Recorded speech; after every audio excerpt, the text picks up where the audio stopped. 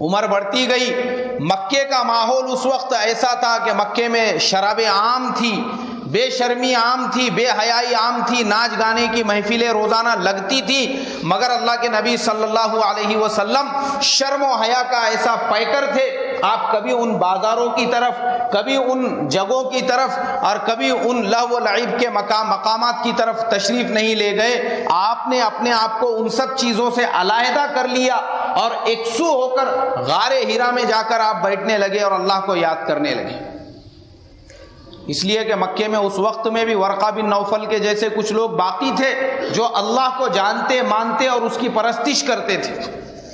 مکے کے لوگ ایسا نہیں ہے کہ اللہ کو نہیں جانتے تھے، وہ اللہ کو پہچانتے تھے، لیکن انہوں نے اللہ کے ساتھ ان سب خداؤں کو ملا لیا تھا، وہ شرک کرتے تھے.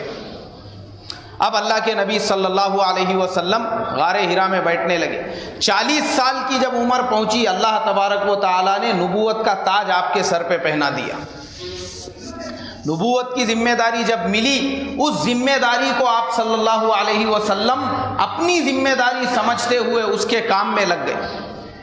اب مکے کی گلیوں میں، مینا کے بازاروں میں، جہاں جہاں ہوتا اللہ کے نبی صلی اللہ علیہ وسلم جاتے، لوگوں کو دین کی دعوت دیتے اور دین کی خاطر جتنی تکلیفیں، مصیبتیں، پریشانیاں برداشت کرنے کا موقع اور وقت آتا، اللہ کے نبی اس کو برداشت کرتے. آپ کے راستے میں کانٹے بچھائے گئے، آپ نے برداشت کیا. آپ کے سر کے اوپر اونٹ کی اوجڑی لا کر رکھ دی، آپ صلی اللہ علیہ وسلم نے اس کو بھی برداشت کیا. آپ کے صاف ستھرے کپڑوں کو گندا کیا جاتا، آپ نے اس کو بھی برداشت کیا. آپ کے گلے میں رسی ڈال کر کھینچی گئی جس سے آپ کی آنکھیں باہر نکل رہی تھی، آپ نے اس کو بھی برداشت کیا. دین کی خاطر اتنی تکلیفیں برداشت کی. اور آج ہم صرف دین کی خاطر دعوے کرنے والے ہیں، صحابہ کے واقعات سننے اور سنانے والے ہیں، مگر جہاں تکلیف کا مسئلہ آ جاتا ہے ہم برداشت کرنے کو تیار نہیں. آج ہم ذرا سی دین کی خاطر کوئی تھوڑی سی مصیبت آ جاوے اس کو بھی برداشت کرنے کو تیار نہیں. اور ہمارے یہ نہیں برداشت کرنے کا نقصان یہ ہو رہا ہے میرے محترم بزرگوں، لوگ دین سے دور ہوتے جا رہے ہیں. اور اللہ کے نبی نے ہر چیز کو برداشت کیا. یہ سکھایا پوری امت کو کہ دیکھو تم جب دین پر چلو گے تمہارے لیے ایسی مصیبتیں آئیں گی، راستے میں روڑے آئیں گے، پریشانیاں آئیں گی، تکلیفیں آئیں گی، تم کو ان سب کو برداشت کرنا پڑے گا. ہاں، جیسے آج بھی ہمارے زمانے میں دین پر چلنا آسان نہیں ہے. آپ سر پہ ٹوپی پہننے لگو گے تو سب سے پہلے آپ کے گھر والے، آپ کے رشتہ دار آپ کی مخالفت کریں گے. آپ کی بیوی آپ کو تانا دیں گی کہ تم مولانا کب سے بن گئے بول کے. مگر آپ کو دین کی خاطر وہ تکلیف برداشت کرنا پڑیں گی. آپ داڑھی رکھیں گے تو داڑھی رکھنا معمولی بات نہیں ہے.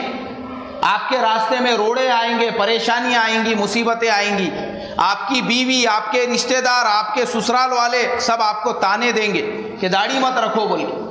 اب آپ دین کے راستے پہ چل رہے ہیں، مگر ہمارے نبی کو کتنا ستایا گیا، پریشان کیا گیا، انہوں نے وہ سب برداشت کیا. کیا ہم اپنے رشتہ داروں کے تانے بھی برداشت نہیں کر سکتے؟ ایک ماں باپ کو، ایک لڑکے کو اس کے ماں باپ نے، 3 بھائی تھے، 2 بھائی بالکل اپ ٹو ڈیٹ تھے، اچھے تھے، مطلب فیشن میں رہنے والے، اور ایک بھائی جماعت کے لائن سے لگ کے دیندار بن گیا. اس کے دیندار بننے کی سزا اس کے ماں باپ نے اس کو یہ دیے، ہر طرف سے اس کے اوپر جو ہے پریشر آنے لگا.